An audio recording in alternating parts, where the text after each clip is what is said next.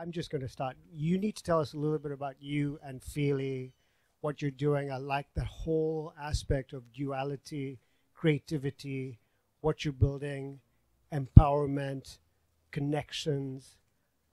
Let's go into that a little bit, and we'll go into a little bit of an introduction of you, and I'll let you do that. And then we'll get into how women are being empowered, how they're growing, how they're developing and building the next gen companies. Absolutely. But not about blockchain. I promise crypto, I won't go there today. Well, thanks everyone for being here with us today. My name is Jacklynn Brennan, co-founder of Fyli. Fyli stands for Tribe, and we do education, resources, mentorship, accountability, and funding for early stage female founders. My journey started in the fashion industry as a creative director, worked for many big labels, left fashion corporate to start a tech company, a SaaS B2B software. At the time, it was called eStyler. Went to Y Combinator in 2018. Had a really hard experience. Didn't understand how to raise capital, negotiate my vesting schedule, know what legal teams to hire, and really wish I had a community of support of like-minded female founders who were in the same boat as I was. So I launched Fyli with my current co-founder, Yan Yi Lee, aka Summer. And we started a beta pilot program at Soho House in New York City because we saw a big gap in the market for early stage female entrepreneurs. And here we are 3 years later with a global community of 10,000 women, 80% founders, 20% corporate who are pivoting into becoming a founder. And now Soho House is our global partner. So we do a lot of events, programming, master classes, and funding opportunities connecting VCs, family offices, foundations, into female entrepreneurship. So that's what I do. And I'm sitting here with not only my dear friend, but my media partner, who is the co-publisher and founder of James Lane. Thanks, Jax. My name's Prydatko. I am a serial entrepreneur. So like we had just said, I started that journey with a vodka company. Now we have a gin as well. And then during the pandemic, we had a little bit of downtime. So my dear friend and I decided to start a media company based out in the East End of Long Island, more specifically in the Hamptons. And through that, it just kind of spiraled. We saw a need for more like good news with all the negativity going on in the world. So it really focuses on philanthropy, positivity of the local community, authenticity of the community, what really builds it to be what it is. And then we started a travel section. So we partnered with Fyli to start doing events where we travel and use the power of collaboration to really lift each other up and kind of spread the message of what we all want to see going on. Thank you both. So this morning we had Linda Jenkinson, who was the first woman to take a company public on the NASDAQ. She built several companies to several $100 million before she exited them. She also has created a program called $1 Billion Mindset, as well as the Uplift organization. Following that, we had 3 young women who were starting 2 different companies. One was Volve, which was the TikTok for reading and writing rather than video. And we had Bazaar, which was the NFT environment, but I was not supposed to. I was just talking about Bazaar. I mean, we have to give us some credit. And what's fascinating about all of these sessions that we had today was how there are more and more young entrepreneurs, especially women, who are taking advantage of their strengths, who are realizing their strengths. They're not being shy anymore. They're not folding to what they were perhaps over decades were stereotyped into in terms of, hey, this is your woman, you need not to be here. Tell us about the experiences that you're seeing with women founders today. Is there a generative gap? Is there a generation gap? What is changing that we see in this environment? And what does that look like over the next 2 to 3 years? I don't want to go past that. Maybe 5 years, but not longer. Yeah. So just to talk a little bit in terms of statistics for women who are IPOing, in 2020, out of 442 companies that went public in the market, only 4 were female run and led. In 2021, we saw this huge change. We saw Whitney Wolf being the youngest woman to IPO. We saw the 2 co-founders of Figs, IPO, first two female co-founders to IPO. And we also saw Rent the Runway, which was the first all-female team IPO. So I think we're starting to see a change. It's happening slowly, but I really believe it has to start from the top down. We need more female LPs. We need a lower buy-in for diversity, for BIPOC female founders to come in to support. And I think we really need to focus on equipping women how to grow and scale and raise capital. And that's what it's about, teaching them confidence, sharing resources, and providing those funding opportunities, because it's hardest to get the first check in. It's that pre-seed moment where women are having a hard time, and we need to give them the resources to get to that point. And that's really what we're focusing on for Fyli. And what are you saying? I think it's also exactly like what Jacklynn said. It's about how we can get more female that are at the top to really help and encourage and embrace the new generation of women coming into startups. It's really hard, and women, it's statistically stated that women don't get as much funding as men do. And, we need to help support each other and give exposure and, help with marketing, help them get them on their feet so that we can see more of a change. So here's a narrative. A narrative is, I'm not speaking from a personal response, but having seen what it takes to raise funding, both by women, men, young entrepreneurs, both in Silicon Valley and other parts of the U.S., across global environments as well. And the narrative is, as an investor, I'm more likely to fund males because they're aggressive. They don't hold back. They sort of sell a vision rather than a business. And women are more concerned about actually building a business, then raising funds, and being very confident that what they're speaking about is in fact a reality. Whereas most men, and especially in Silicon Valley, they're selling it on a PowerPoint. And so when you look at the difference of the two approaches, am I wrong? Are you seeing something different? Well, this is the major issue. Women are getting less than 2.5% of venture funding and less than 1% for non-white women. And this is what we preach for Fyli, teaching women how to ask for what they want and what they need. We're conditioned, society has taught us not to ask, not to take up space, not to be bold. And the one thing that I can say is women don't have to be more like men. Women can be confident and can be feminine and can be bold and can storytell. But it's a real issue, especially in Silicon Valley, where men have an idea and they're getting a $3 million check, and then you see a woman with a cash positive business and she can't get her first pre-seed check. So this is why there's organizations like Fyli that exist to help them ask for what they want and what they need and find the right early stage funders. And I also think that, you said before, like, men have more of an aggression to build, and they go, for women, if we were to act aggressive and stuff, we might be seen as emotional or unstable. But men can just be that way and it's fine. So there's this stigma and this like double standard of, which is why we have to have a more methodical approach to how we fundraise. And, it's really not fair. But that's why Fyli exists and why, we working together to help create this organization and this community.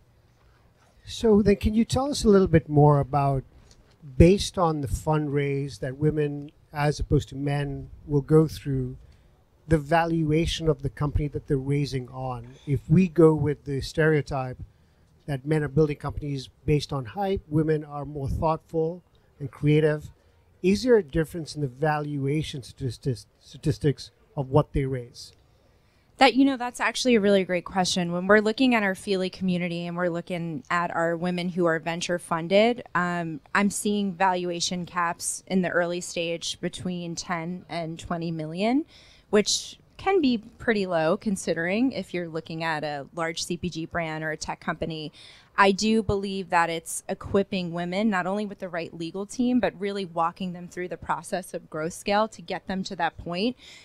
women undervalue themselves, and we have for a really long time. The number one thing that our women in our community struggle with is imposter syndrome. So it's learning how to conquer those fears. It's giving them the tools and resources and accountability, helping them build the right advisory boards, and introducing them to early stage funds who are actually doing this type of investing work. And it's sad to say, but most female-led funds, this fund size is much smaller than what we're seeing for regular funds. It shouldn't be, I can only raise from a female or a BIPOC fund. We're working on that changing as we're growing, and we're developing and building our own internal investor matrix to be able to make these connections. Just even being here in South by, the amount of women that have come up to me and said, I am raising my pre-seed, can you help me? This is music to my ears. I'm like, yes, let's do it. Let's go through your deck. Let's see who I can connect you with. Let's make sure you're prepared to go.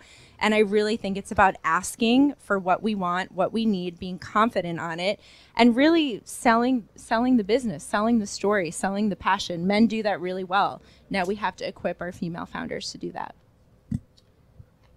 And as you were building your company, and then look, you're building a consumer product, right? Yep. Company. Yep. What was that journey like for you? It's still a journey. Unfortunately, there's a lot of people out there that just do not invest in alcohol. So, yeah, a lot of people will not invest in alcohol, which is totally fine. It's kind of like a double struggle. So it's like you have this product, and listen, there are plenty of people who will, but you have this product, and just so you know, too, a big part of what I do is a lot of humanitarian work and philanthropy. So every drink you pour from my vodka feeds a hungry American. And now with the gin company that we just took on, every drink you pour will feed a vet, since the gin comes out of the UK. We have a social impact culture that definitely helps sell the story, because it's all about storytelling, fundraising. You need to be able to not just have a good product, but like, why should I give you my money? Why should I invest in it? It's hard because we get a lot of people that are like, that's really interesting. I love that, but I don't know.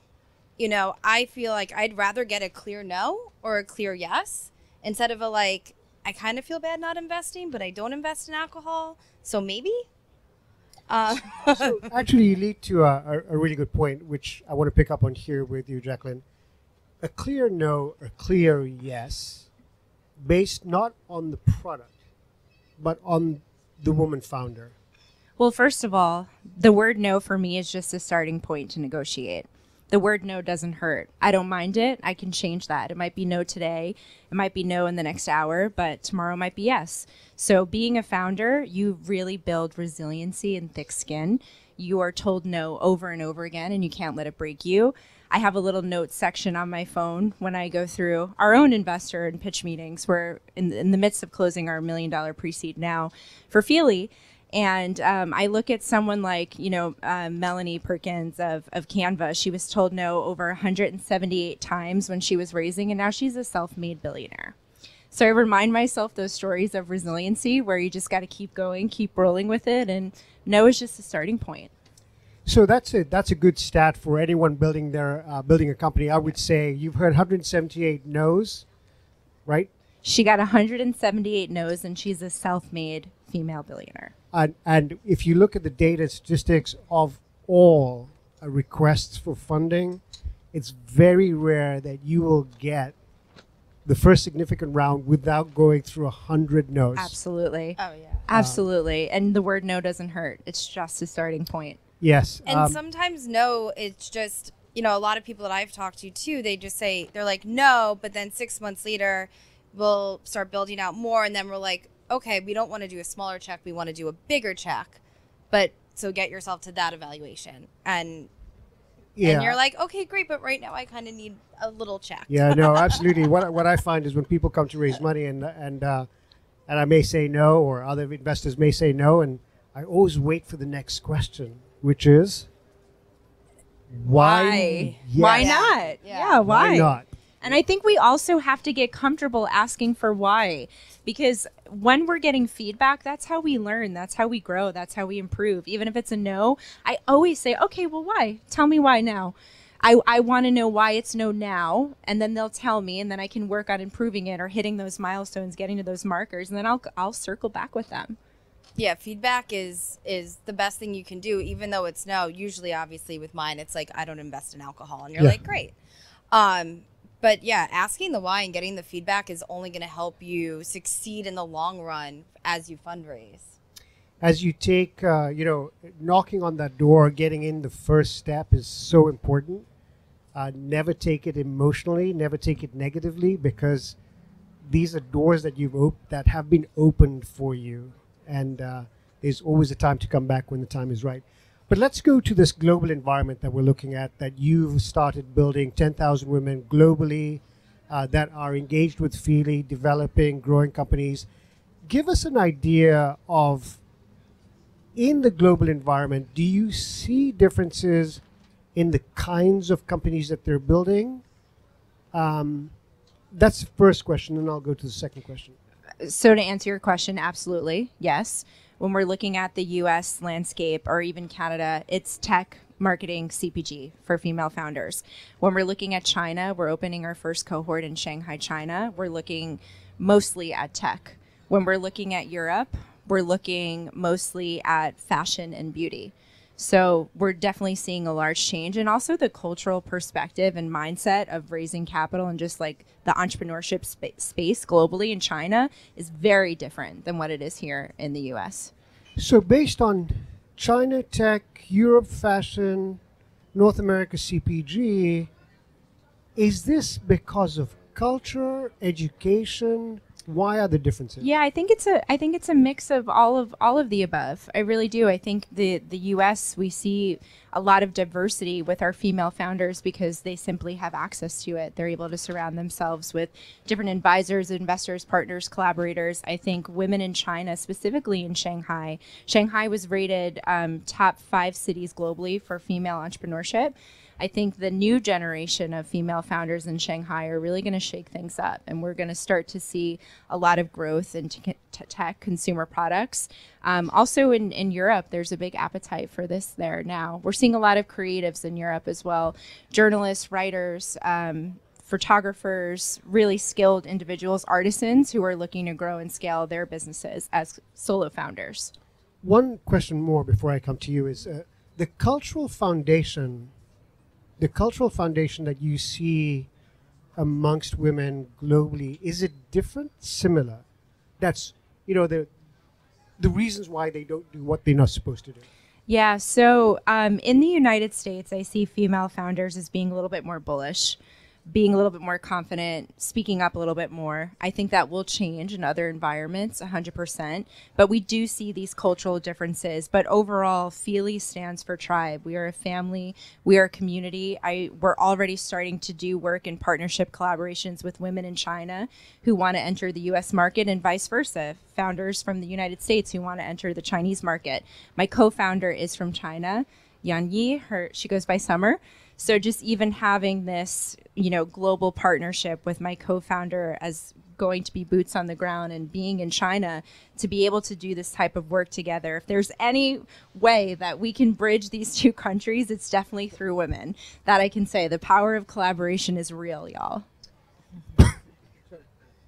And what was the biggest challenge you had in starting your company? And how did you overcome that?